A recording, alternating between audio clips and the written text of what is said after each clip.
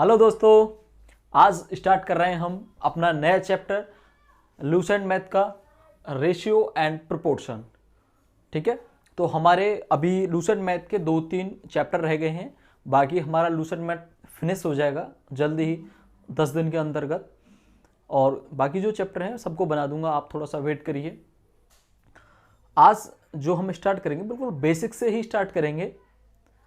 थोड़ा सा आज थ्योरी भी लेके चलूँगा, क्वेश्चन से स्टार्ट नहीं करेंगे, थोड़ा सा थ्योरी लेने के बाद फिर क्वेश्चन स्टार्ट करेंगे। तो क्वेश्चन तो करेंगे ही, और पूरा चैप्टर तो नहीं होगा आज, मैं थोड़ी आज छोटी वीडियो रखूँगा।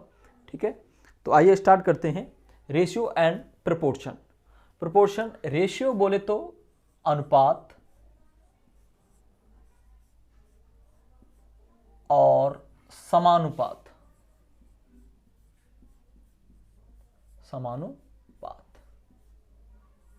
ठीक है, जो आज हम क्वेश्चन करेंगे इसमें प्रोपोर्शन के भी ले लेंगे कुछ क्वेश्चन, और कुछ रेशियो के भी। ठीक है, तो आज समझिए रेशियो क्या होता है।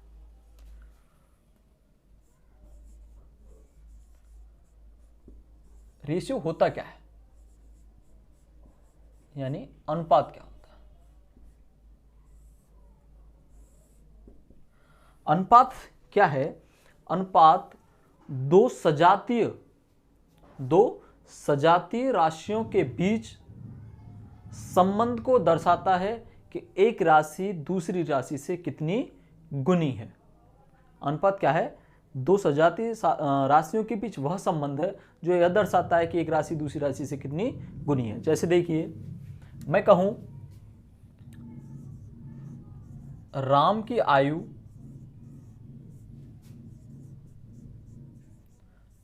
आयु तथा रमेश की आयु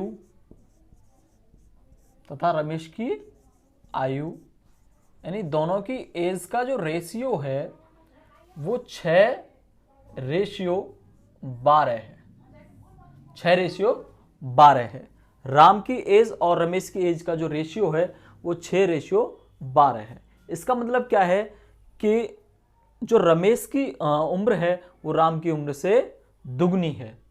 ये प्रॉपर एज नहीं है कि 6 ईयर लिख दें इधर 12 ईयर लिख दें, सिर्फ ये क्या है, ये रेशियो को दर्शा रहा है, उसकी एक संख्या को दर्शा रहा है कि उसकी जो आयु होगी हो कितनी भी, बट उससे वो दुगनी ही रहेगी हमेशा।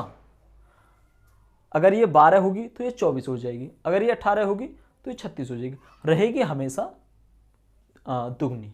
ठीक है, अच्छा, मैंने जैसे बोला कि सजातीय राशियों के बीच संबंध को दर्शाता है, उसका क्या मतलब है? उसका मतलब यह है कि हम ऐसे करके किसी राशि को नहीं समझा सकते। जैसे अगर मैं कहूं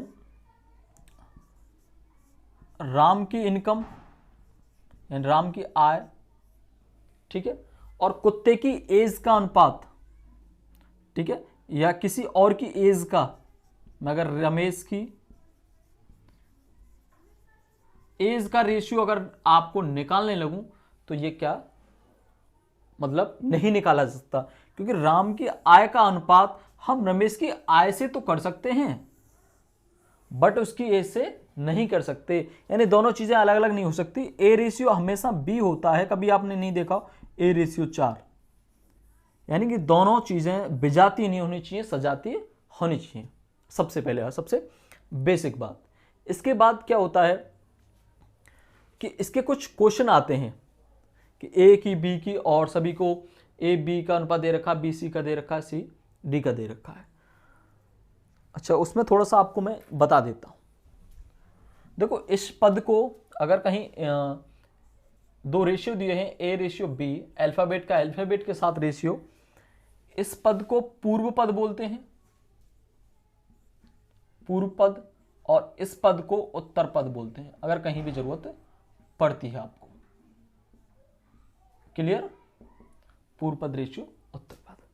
ठीक है, थोड़ा सा और ले लेते हैं इसमें। बाकी क्वेश्चन के साथ तो मैं डिस्कस करता ही हूं, जैसे ही क्वेश्चन आता है तो उसका पहले बेस आपको बताना, उसके आगे फिर क्वेश्चन को सॉल्व करना। अगर हमें 4 रेशियो दे रखे हैं, A/B और B/C, ठीक है, ये 4 रेशियो दिए हैं, A/B और B/C। अब एक बात समझिए, समानुपात क्या होता है। ठीक है, अगर मैं कहूं A का अनुपात 1:1 और B का अनुपात 1:2 है, ठीक है, और B का अनुपात क्या है 4:8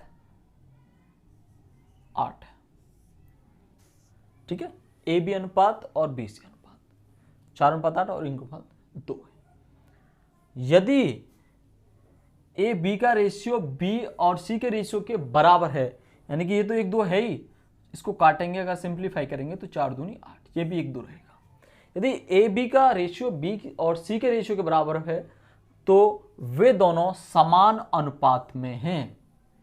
ये तो अनुपात हो गया, यानी कि दो अनुपात आपस में बराबर हैं तो वो समानुपात की स्थिति में होते हैं। ठीक है, अनुपात का चिन्ह तो ये होता है और समानुपात का चिन्ह क्या होता है कि यानी ये वाले रेशियो और ये वाले रेशियो दोनों बराबर हैं। ये तो समानुपात का चिन्ह होता है, ये अनुपात का। अगर ये दोनों बराबर हैं तो मैं लिख सकता हूं A/B समानुपात B/C। ठीक है, AB प्रोपोर्शनल BC। क्लियर, बात समझे, समानुपात क्या होता है और अनुपात क्या होता है। इसके बाद इस पद को हम बोलते हैं प्रथम पद। प्रथम पद निकालने के लिए आते हैं, ये इस पे भी डिस्कस करेंगे और अच्छी तरह से क्वेश्चन आते हैं। ज्यादातर तो ऐसे क्वेश्चन बनते हैं, इसको बोलते हैं द्वितीय पद, ठीक है, और इसको बोलते हैं तृतीय पद, और इसको कौन सा बोलते हैं चतुर्थ पद। ये संस्कृत के हैं चतुर्थ पद, ठीक है। इसको फर्स्ट, इसको सेकंड, इसको थर्ड और इसको फोर्थ। ठीक है, बस इतना ही कॉन्सेप्ट आपके लिए काफी होगा, इससे ही हमारे काफी क्वेश्चन निकल जाएंगे। बाकी अगर कोई क्वेश्चन अलग होगा तो वो हम डिस्कस कर लेंगे। ठीक है,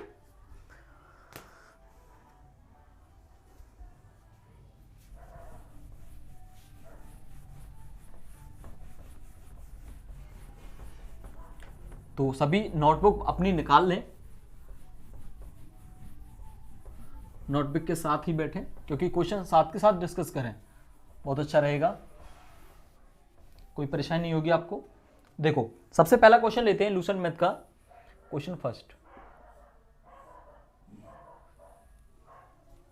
इसके बाद मैं कई क्लासें स्टार्ट करने वाला हूं, बस इसी मैथ को मुझे फिनिश करना है। उसके बाद जिनकी भी कमेंट आ रही है उसे क्षमा चाहूँगा, बस बहुत जल्दी ही हम बाकी और क्लासें भी स्टार्ट करूँगा। और एक तो बताया, मैं सबसे पहले जो क्लास स्टार्ट करने वाला हूँ वो सैनिक स्कूल के लिए और जो नवोदय विद्यालय बच्चों के लिए 9th क्लास के लिए वो स्टार्ट करने वाला हूँ। उसके बाद और भी हैं, वो मैं आपको जल्द ही इन्फॉर्म करूँगा, उनका भी अनाउंस करूँगा। देखिए, सबसे पहला है अनुपातों को लघुत्तम रूप में लिखिए, यानी कि जो अनुपात दे रखे हैं वो आपको सॉर्ट करने हैं, यानी उनको सिंप्लीफाई करके छोटा बनाना है। रुक नहीं रहा है। देखिए, सबसे पहला है क्वेश्चन, सिंप्लीफाई करना है, लघुत्तम या छोटे रूप में लिखना है शॉर्टेस्ट में, 2:4। इसका पहला है 2:4, तो ऐसा कोई भी बच्चा नहीं होगा जो इसको सिंप्लीफाई नहीं कर सकता है। इसका क्या आएगा, 2 से ये कैंसिल आउट, 2 दूनी 4, 1:2। ठीक है, एक भी ऐसा नहीं होगा जो इस सवाल को न कर पाए। सेकंड, अगला कह रहा है 6:2, 6:2, यानी कि सिर्फ सिंप्लीफिकेशन है, इनमें बस कैलकुलेशन करनी है। 2 तिया 6, यानी 3:1। ये नेक्स्ट का क्वेश्चन का आंसर होगा। इसके बाद तीसरा क्या है, 216 180, 216 और 180। इसको देखो, ये 3 से कैंसिल आउट है और ये भी 3 से कैंसिल आउट है, तो 3 से इसे काट लो। 60 तिया 180, 30 सत्ते 21 और 3 दूनी 6, 72। देखो 18 से नहीं घटेगा इसको, 30 दूनी 60 और ये 36 दूनी 72, 15 दूनी 30, 18 दूनी 36, 6 तिया 18 और 5 तिया 15। अब सिंप्लीफाई नहीं होगा तो इसका क्या होगा, 6:5। ठीक है। इसके बाद फोर्थ है, बस आपको काट पीट करने छोटा बनाना है, सबसे मेन बात ये है। चलो इसको छोड़ो, इसके बाद मैं इसको बताता हूँ आपको पाँचवें को, क्योंकि तो कर ही लोगे। 2 हेक्टोमीटर और 5 किलोमीटर। 2 हेक्टोमीटर 5 किलोमीटर, ठीक है। तो ये भी आपको पता होगा कि 1 हेक्टो में कितने बदलते हैं या नहीं बदलते हैं, ये मैंने आपको कई बार सारणी बताई है, फिर भी और साथ के साथ अब भी लेके चलता हूँ। देखो ऐसे करके शुरू होता है, किलो, हेक्टो, डेका, ग्राम, और ये एक बढ़ते रूप में है, ठीक है। अब आपको देखो किलोमीटर है और ये हेक्टोमीटर है, तो आप जैसा चाहें ऐसा चेंज कर लो। बताओ किलो, अब ये किलोग्राम है, आगे कुछ भी लगा सकते हैं, ग्राम है तो इसको आगे मैं केएम भी लिख सकता हूँ, kilometre, hectometre, hectogram, decagram, decametre, उसके बाद नीचे ग्राम है तो उसको ग्राम या मीटर, जैसा चाहें उसको आगे बस आपको मात्रक उसका चेंज करना है। अब देखो 2 हेक्टोमीटर है और 5 किलोमीटर है, दोनों तरीके से बताता हूँ, ठीक है। देखो अगर इसको किलोमीटर बनाता हूँ तो इसको भी मीटर बनाऊंगा, तो जब इसको मीटर बनाऊंगा तो ये किलोग्राम से छोटा है, किलोग्राम से छोटा है। कितना छोटा है? ये 10-10 का इनमें अंतर है। जैसे इसका 1/10 है, मतलब गुने में 10, ये इसका 10 गुना है, ये इसका 10 गुना है ये वाला, और ये इसका 10 गुना है, ठीक है। तो ये 1/10 इससे छोटा होगा। 2 हेक्टोमीटर है, अब मैं जो मीटर में बदलूंगा तो 2/10 भाई, क्योंकि इससे कितना है 1/10 है, ये इसका 1/10 है। अगर इसकी बात की जाऊं इससे डायरेक्टली इसका क्या रिलेशन है, ये 1/100 है, और इसकी बात की जाऊं ग्राम की तो 1/1000 है। ऐसे तो करते हैं आप, और जब नीचे ऊपर से नीचे लेके नीचे से ऊपर लेके जाएंगे तो 10 का मल्टीप्लाई करते जाएंगे, सॉरी मतलब नीचे लेके आएंगे तो गुणा करते लाएंगे, जब नीचे से ऊपर लेके जाएंगे तो 1/में लेके चलेंगे। अब मैं इसे नीचे से ऊपर लेके गया हेक्टो से किलोग्राम में, हेक्टो से किलोमीटर में, तो 2/10 इज इक्वल टू, ये किलोमीटर में है ही तो 5 है, ठीक है। तो 2 पंजे 10, 1/5 अनुपात 5, क्लियर। इसको क्या लिख सकते हैं हम, 1/5/5 अपॉन 1, अंदर का अंदर बाहर का बाहर, यानी कि 1/25, क्लियर। अच्छा अब आप देखो, ये तो मैंने हेक्टोमीटर में बदला, किलोमीटर में बदला था दोनों को, अब सभी को मीटर में बदलता हूं। अब 2 हेक्टोमीटर हैं, अब हेक्टोमीटर से मीटर बनाना है मुझे, तो कितना 100 का नीचे से जब निकले के आएंगे तो मल्टीप्लाई करेंगे, तो 100 का मल्टीप्लाई करना पड़ेगा, 2 से मीटर हो गया, 2 से मीटर होगा। अब किलोमीटर में बनाना है तो इसमें 5, इसमें 3 का वो करना है हमें, 1 1 1 और 1, 2 बटा कितना बचा 50, 2/50 होगा, 2 से इससे कैंसिल आउट कर दो, कितनी बार 25 बार, तो 1:25, ठीक है। जिससे आप अब मैंने इसको मीटर में चेंज करके किया था, बात एक ही पड़ेगी। अगर फिर आपको अब मैं इसे हेक्टोमीटर में दोनों को चेंज करके दिखाऊं, ये 2 हेक्टोमीटर है तो इसको 2 ही रहने दो। अब ये 50 किलोमीटर है, वो 5 किलोमीटर है, तो किलोमीटर से हेक्टोमीटर में आएंगे, नीचे आ रहे हैं तो क्या करना पड़ेगा, 10 छोटा है तो 10 का मल्टीप्लाई, तो 50 हेक्टोमीटर, फिर काट लो 2 से 25, 1/25, कोई दिक्कत नहीं होनी चाहिए, ओके। बस मैंने इसको इसलिए बताना जरूरी था क्योंकि इसमें दोनों में अंतर था। अच्छा एक नॉर्मल लेता हूं, डेसीमीटर और डेकामीटर, डेसीमीटर और डेकामीटर, उसको आपको बताता हूं। बाकी जो नहीं होता वो कमेंट करके बता, वो आपको मैं साथ के साथ बता दूंगा।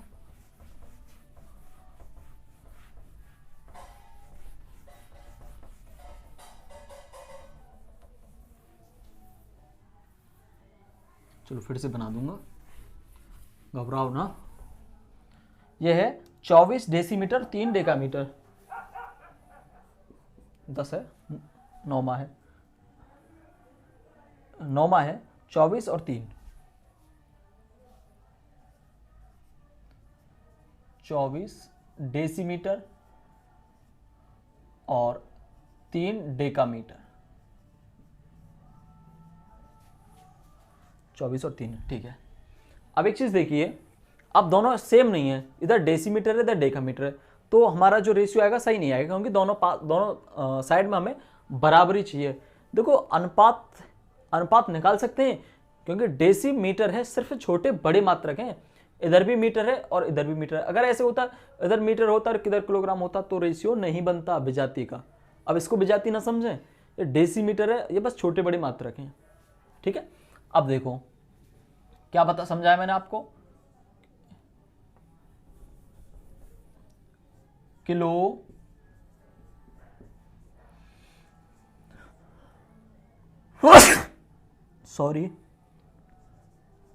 किलो हेक्टो डेका ग्राम, किलो हेक्टो डेका ग्राम, मिली सेंटी डेसीग्राम। जब हम बहुत छोटी क्लास में पढ़ते थे तब इसको याद किया था पहाड़े से, किलो हेक्टो डेका ग्राम मिली सेंटी डेसीग्राम, ऐसे करके। अब देखो मैंने भी आपको क्या बताया, जब आप ऊपर से नीचे आ रहे हो तो जितना नीचे आते चले जा रहे हो ऊपर से, तो उतना हमें गुणा करना है, ठीक है। और जब नीचे से जितना ऊपर जाना है तो जितनी जीरो का गुणा कर रहे हो तब 1/0 को, मतलब नीचे लेके जितनी भी जीरो है, 1 0 2 0 3 0 जितने का ले रहे हैं, क्योंकि जितना ऊपर नीचे है जैसे चेंज करते ला रहे हैं उसको बटे में लेके गुणा करना है। अच्छा अब बात करते हैं डेसी की। ये नीचे छोटी मतलब ऐसे करके बढ़ती हुई, ये आपस में बढ़ती हुई, ये इनका मिडिल पॉइंट है, ठीक है। इससे सभी छोटी हैं, इससे सभी बड़ी हैं, बट ये आपस में बढ़ते हुए क्रम में है। अब देखो ग्राम से डेसी छोटा है कितना, 10 गुना छोटा है, ये 100 गुना छोटा है और ये 1000 गुना छोटा है। ये 10 गुना बड़ा है, ये 100 गुना बड़ा है, ये 1000 गुना बड़ा है। क्लियर, ये बात दिमाग में लिख चलो। अब देखो डेसीमीटर से मैं मीटर बनाता हूं, तो जब डेसीमीटर से मीटर बनाऊंगा तो आपको पता है कि छोटा है और ये बड़ा है। जब छोटे से हम बड़ा बनाते हैं तो ऑलवेज भाग करते हैं। नोट करके लिखें अपनी पुस्तक में, जब छोटे से बड़ा बनाते हैं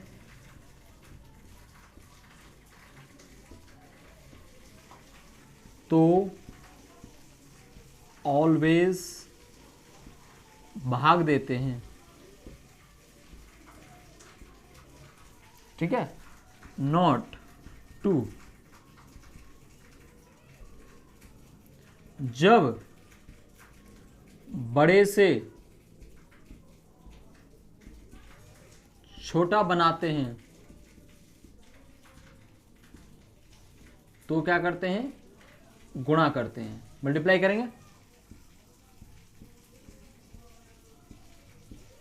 अब देखो डेसीमीटर है, छोटा है और मुझे ग्राम बनाना है, क्योंकि मैंने क्या बताया ये बढ़ते हुए क्रम में है तो ये बड़ा होगा भाई, इससे तो ये बड़ा ही होगा ना, सभी बढ़ते हुए क्रम में, तो 10 गुना बड़ा है, 10 का डिफरेंस है सभी में, तो 24/10। अब ये क्या बन गया, मीटर बन गया, ओके। अब देखो 3 डेकामीटर है, जब 3 डेकामीटर है तो इससे तो बड़ा है।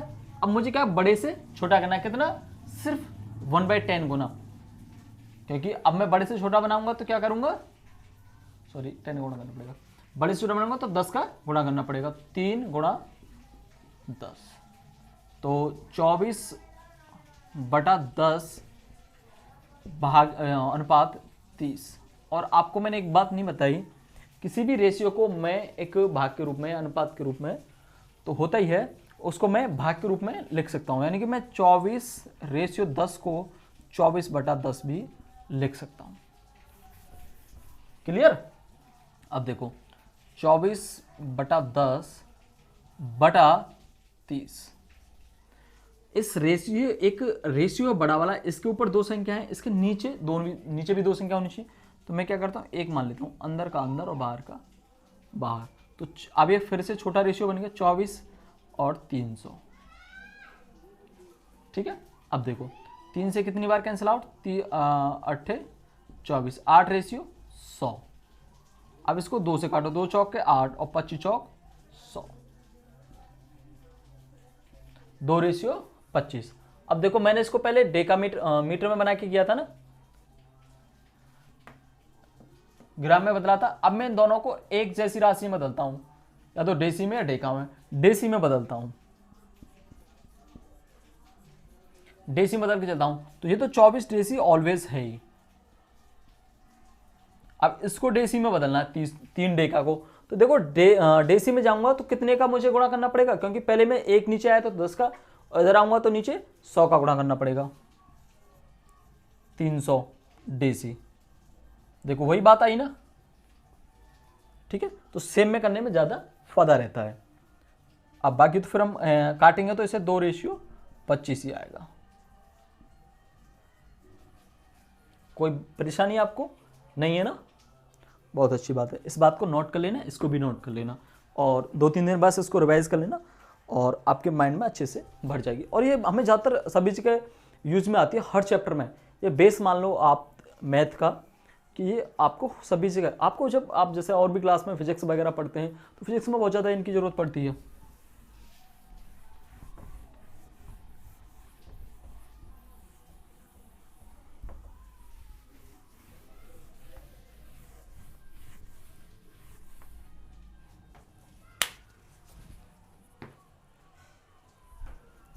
क्वेश्चन नंबर 2, पहला नंबर क्वेश्चन, और बाकी आपकी थ्योरी काफी टाइम ले गई।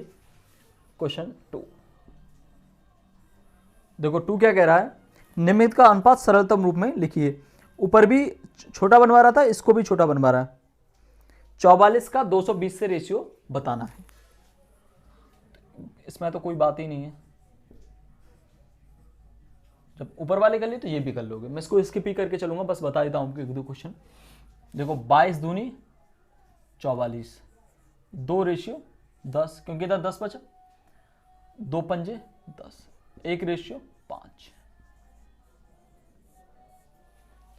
इसके बाद 125 पैसे का 5 रुपए से, देखो पैसा है और 5 रुपया है तो हमें फिर एक जैसा चाहिए। मैंने आपको बताया 125 पैसे हैं, इधर 5 रुपए हैं, या तो इसको रुपया बना लो या इसको पैसा बना लो। इसको पैसा बनाऊंगा तो ये तो 125 पैसे हैं, तो इसमें 100 का मुझे मल्टीप्लाई करना पड़ेगा। 500 पैसे, 5 से 25 पंजे 125, 25:100 और 25 चौक 100, 1:4, 1:4। क्लियर। इसके बाद नेक्स्ट क्वेश्चन, 2 किलो 400 ग्राम का, देखो 6:48 दे रखा है, 6 मीटर 48 सेंटीमीटर का 8 मीटर 10 सेंटीमीटर से, तो 6.48 अनुपात 8.10, तो दशमलव से दशमलव कैंसिल आउट हो जाएगा। चलो कैलकुलेट तो आप खुद कर लेना। 6.48 अनुपात 8:10, सॉरी 8.10। अब देखो पीछे 2 अंक छोड़ के, इसका मतलब यही तो है 6.48 बटा 8.10 अनुपात का मतलब यही तो है। अब देखो पीछे से 2 अंक छोड़ के दशमलव इधर है, 2 अंक छोड़ के इधर है, तो दशमलव से दशमलव कैंसिल आउट हो जाएगा, यानी कि दशमलव का इस बात पर कोई प्रभाव नहीं पड़ेगा। इसको सिंप्लीफाई कर लेना, 648 और 810 को, 8 और 4 12 और 6 18, दोनों ही 3 से कैंसिल आउट हो जाएंगे। बहुत छोटी सी बात। चलो क्वेश्चन नंबर 3 पे आते हैं। चौथा भी ऐसे ही आपका 2.45 कर लेना, उसको 1.25 कर लेना उसको, तो फिर दोनों का दशमलव कट जाएगा, सिंप्लीफाई कर लेना। क्वेश्चन नंबर 3,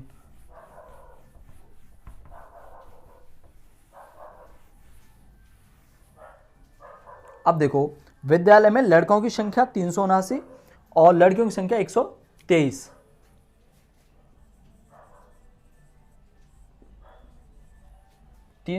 कितने क्या है, बॉयज हैं, और गर्ल आपकी जो हैं, गर्ल्स हैं आपकी 123। ठीक है। इसके बाद कहा कुछ ने, यदि किसी कारणवश उस विद्यालय से 79 लड़के चले गए 79, और 48 लड़कियां शामिल हो गई, यानी कि इसमें से 79 बॉयज चले गए और इधर 48 गर्ल्स प्लस हो गई। 8 और 3 11, 4 2 6 1 7, 171, और इधर 300। ठीक है। अब उसने पूछा है तो वर्तमान में लड़कियों की संख्या से लड़कों की संख्या क्या क्या अनुपात है। पहले क्वेश्चन को बहुत अच्छे से पढ़ें, क्योंकि आप क्या करेंगे, जैसे ही फटाफट क्वेश्चन को निकालने लगेंगे 300 अनुपात 171 कर देंगे। क्वेश्चन पे विशेष ध्यान दें, क्वेश्चन ने उस बात को बदल दिया। अब उसने पूछा है गर्ल्स का रेशियो बॉयज से, ठीक है, लड़कियों का अनुपात लड़कों से। तो इसका मतलब जब हम आंसर को लेके आएंगे तो जो भी आएगा वो उल्टा आएगा, और ऑप्शन में उल्टा भी अवेलेबल होगा, और बहुत जल्दी टिक कर देंगे गलत हो जाएगा।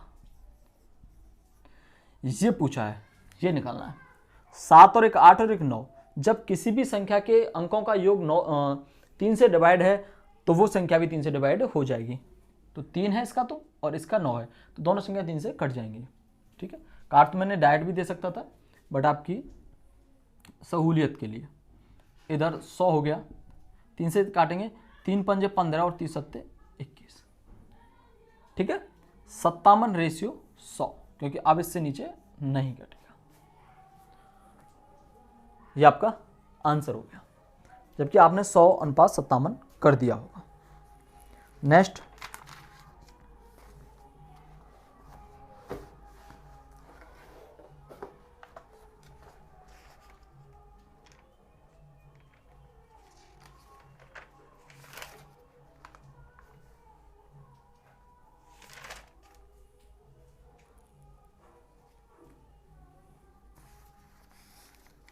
एक रेलगाड़ी 7 घंटे में 48 किलोमीटर की दूरी तय करती है और दूसरी रेलगाड़ी 5 घंटे में 285।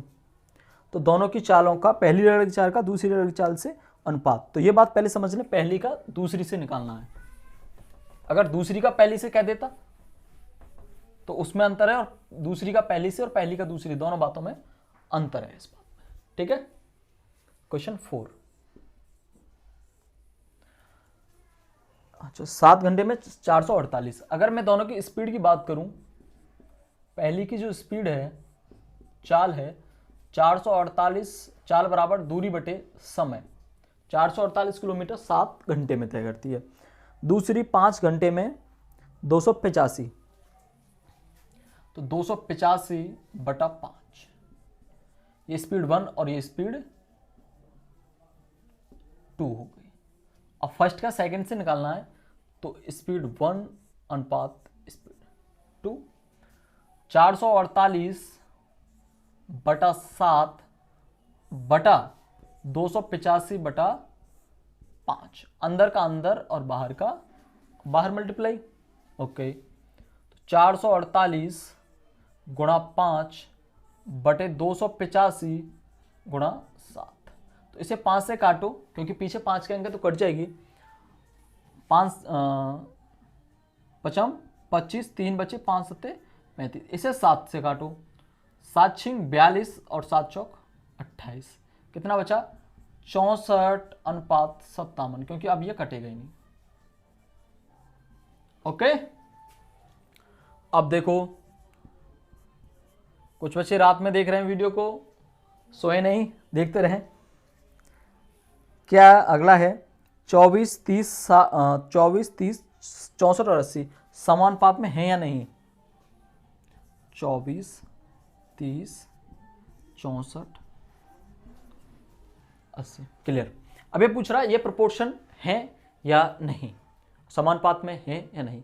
समानुपात में होने के लिए मैंने क्या बताया, पहली दो संख्याओं, ये प्रथम पद, ये द्वितीय पद, तीसरा और चौथा, पहली दो संख्याओं का अनुपात दूसरी दोनों संख्याओं के अनुपात के बराबर होना चाहिए। मैं कह सकता हूं 24 बटा 30 ये बराबर होना चाहिए 64 बटा 80 के, सिंप्लीफाई करने के बाद, यानी कि 8 तिया 24 और 10 तिया 30, 2 चौक 8, सॉरी 4 दूनी 8 और 5 दूनी 10, यानी 4 अनुपात 5 आया, और ये कितना आया 16 चौका 64 और 20 चौक 80, 4 चौक 16 और 5 चौक 20, तो ये भी 4 अनुपात 5 आ रहा है। तो मैं कह सकता हूं ये वाली जो संख्या थी ये प्रोपोर्शन में थी, समानुपात में थी, ओके। क्वेश्चन नंबर 5 हो गया, थोड़ा इंक डालता हूं, कम सही हो गई। आप अगला देखें, एक समानुपात के प्रथम पद, तृतीय पद और चतुर्थ पद दे रखे हैं, इसके द्वितीय पद की गणना करनी है। कोई भी क्वेश्चन हो, मैंने बस आपको बेस समझाया उसके बाद कोई भी क्वेश्चन हो आप खुद ही कर लेंगे। देखो अभी करते हैं, वीडियो को एंड तक देखा करो।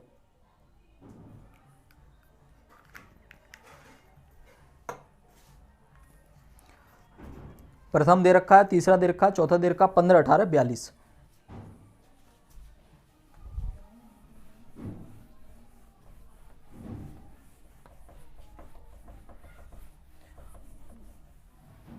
रिक्वेस्ट है आपसे, अपने भाई को सपोर्ट करो ज्यादा से ज्यादा।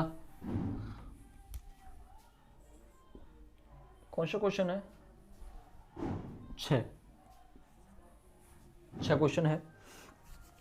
15, 18, 42, 15, 18 और 42 तीन संख्या दे रखी है। उसने कहा है कि पहला है, दूसरा नहीं है, तीसरा और चौथे पद हैं ये।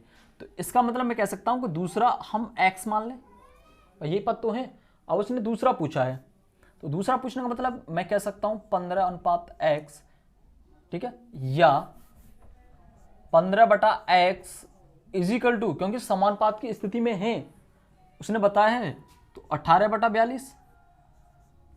भाई समानुपात का मतलब ऐसे भी लिख सकता हूं मैं इसको, और बराबर भी लगा सकता हूं, कोई फर्क नहीं पड़ेगा।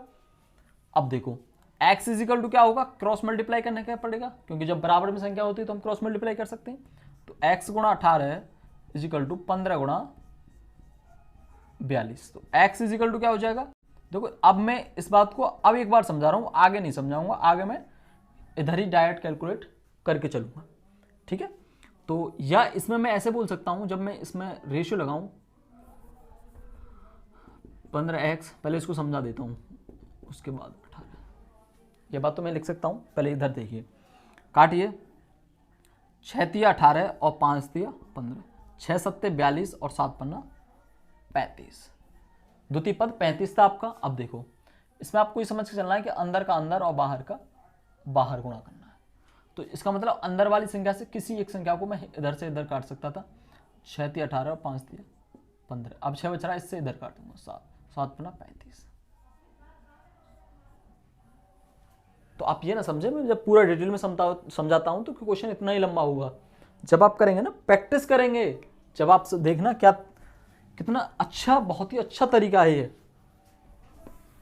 और मैं ज़्यादातर वही बिल्कुल छांट के वही तरीके देता हूं जो सबसे ज़्यादा इंपॉर्टेंट होते हैं, कोई भी लॉन्ग तरीका नहीं देता आपको। भरोसा करना और भाई को सपोर्ट करना है यार प्लीज़। क्वेश्चन नंबर 7 है, 27, 10, 3 समानुपात में है।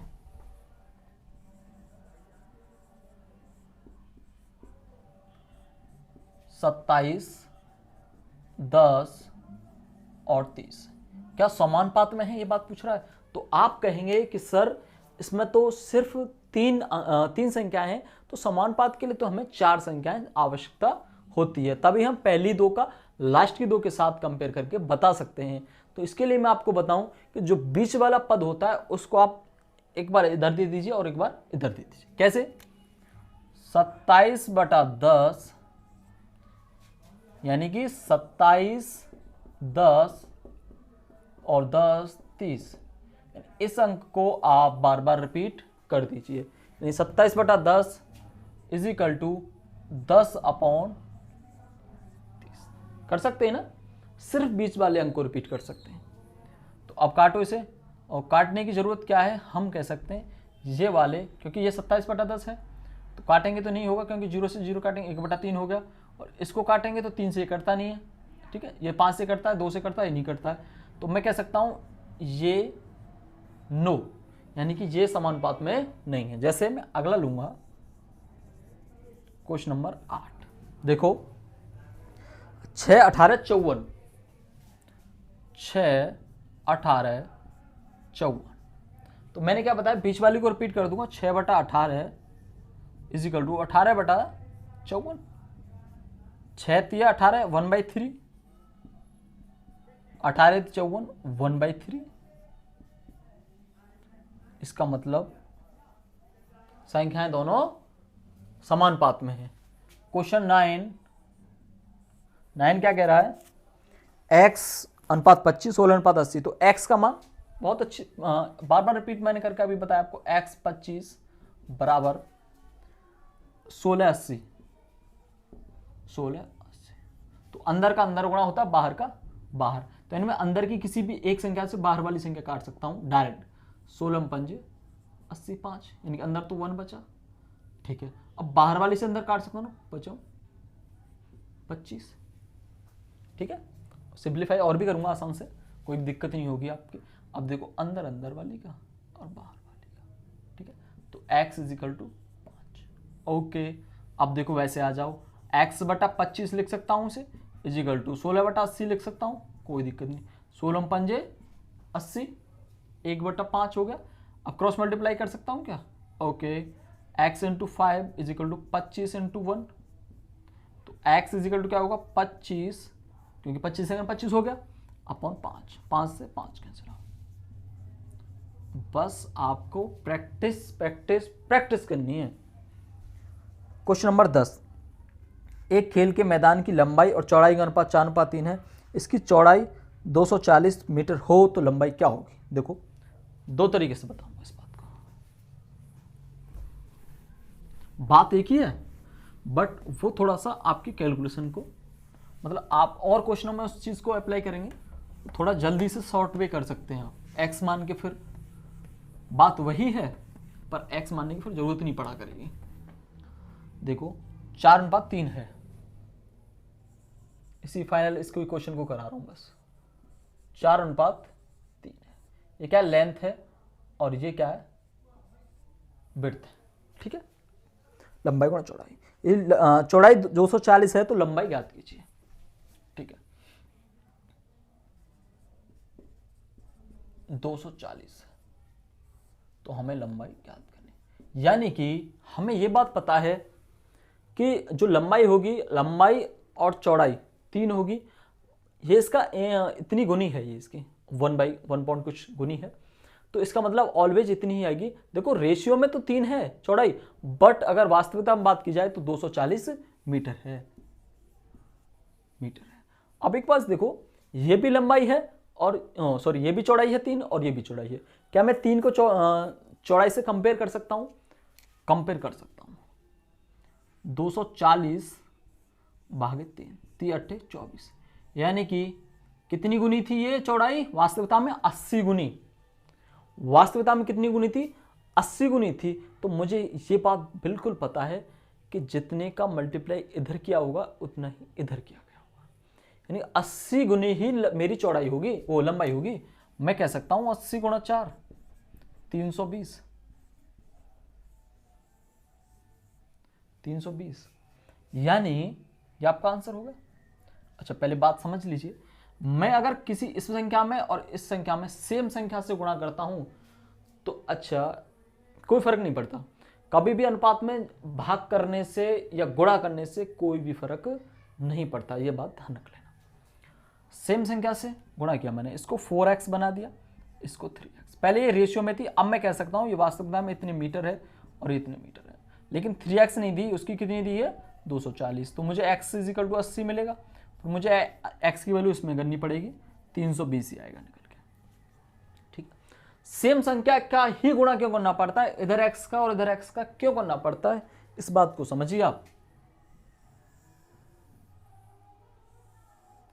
अगर एक बात बताइए, लंबाई 10 मीटर है, चौड़ाई 5 मीटर है, अगर मैं इनका अनुपात निकालूं, मुझसे कहा जाए कि इन दोनों का अनुपात ज्ञात कीजिए, तो मैं कहूंगा 10:5, लंबाई गुणा चौड़ाई का, लंबाई अपॉन चौड़ाई का, तो 2 अनुपात कितना आया 1। अब आप एक बात बताइए कि 2:1 आया है, तो मैंने इसमें से क्या निकाला है। देखो मैंने इस संख्या में से 5 निकाला है और इस संख्या में भी 5 निकाला है, कि दोनों तरफ से सेम संख्या ही काटी गई है। इधर भी 5 दूनी 10 था, इधर 5 एकन 5 था, यानी कि अगर मुझे संख्या की तरफ बढ़ते जाना है तो मुझे सेम संख्या से गुणा करना पड़ेगा।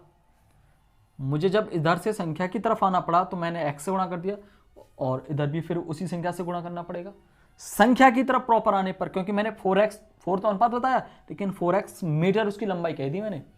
इसी बात को मैंने लिया था कि डायरेक्ट चौड़ाई को मैंने इससे कंपेयर किया कि 80 गुनी है, तो मुझे पता है कि इसमें से 80 ही लिया गया होगा। जब 80 से इधर भी 80 गुनी है ये, तो ये पता है इधर भी 80 गुनी रही होगी। ठीक है, बात को समझे, ज़्यादा बात लंबी ना करते हुए इधर ही आज वीडियो को फिनिश करते हैं। ठीक है, बाकी वीडियो में कर लेंगे। तो जो भी दिक्कत रही हो, कोई भी समस्या हो, तो ज़रूर कमेंट करके बताएं। अपने भाई को सपोर्ट करें। लव यू ऑल, धन्यवाद।